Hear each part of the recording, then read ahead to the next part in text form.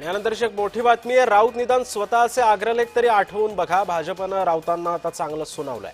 सामनातून अमित शाह यांच्यावरती टीका करण्यात आलेली होती। ठाकरेंकडून सोहराबुद्दीन प्रकरणी अमित शहांना लक्ष करण्यात आलेलं होतं। आणि या संदर्भामध्ये बोलण्यासाठी भाजपचे प्रवक्ते केशवजी उपाध्ये आपल्यासोबत जोडले गेलेले आहेत। केशवजी, स्वागत आहे तुमचं जय महाराष्ट्रमध्ये।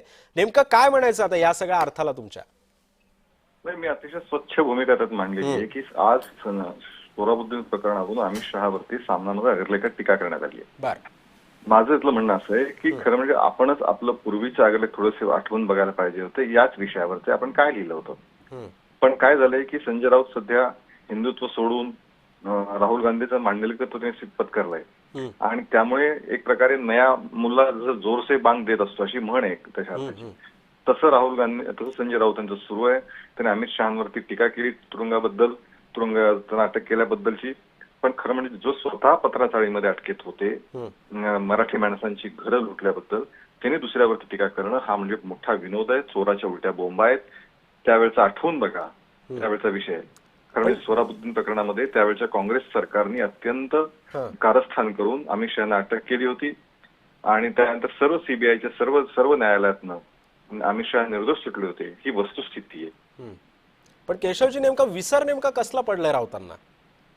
विसर आपणच काय बोललो, हिंदुत्व खुंटीवर टांगल्यामुळे नेमकं आपणच काय बोललो याचा विसर पडला आहे। आणि म्हणून म्हणजे याच सोहराबुद्दीनच्या एन्काउंटर बद्दल अमित शहांवरती केलेल्या कारवाईच्या विरोधात संजय राऊत यांनी अग्रलेख लिहिले होते।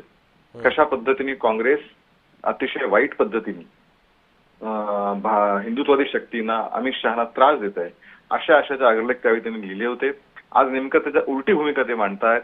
मतांसाठी कशा पद्धतीने कणा गेलेला नेता एखादा वागू शकतो याचं उदाहरण हे सामनाचे अग्रलेख, संजय राऊतांचे अग्रलेख। नक्कीच, धन्यवाद केशवजी, तुम्ही बातचीत केली या संदर्भामध्ये। आपण पाहतोय की भाजपनं आता राऊतांचे चांगलेच कान टोचलेले आहेत। राऊतांच्याच अग्रलेखाची आठवण करून देत भाजपनं आता राऊतांवरती ताशेरे ओढलेले आहेत।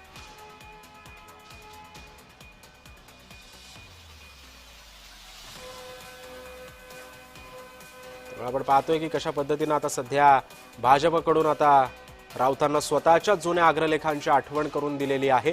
भाजपनं राऊतांना आता चांगला सुनावलेला आहे। सामनातून अमित शहा यांच्यावरती टीका ठाकरेंकडून करण्यात आलेली होती। सोहराबुद्दीन प्रकरणी अमित शहांना लक्ष करण्यात आलेलं होतं आणि याच पार्श्वभूमीवरती याच प्रश्नाला धरून आता भाजपनं राऊतांनाच त्यांच्या जुन्या अग्रलेखांची आठवण करून देत त्यांच्यावरती चांगले टीकेचे बाण सोडलेले आहेत।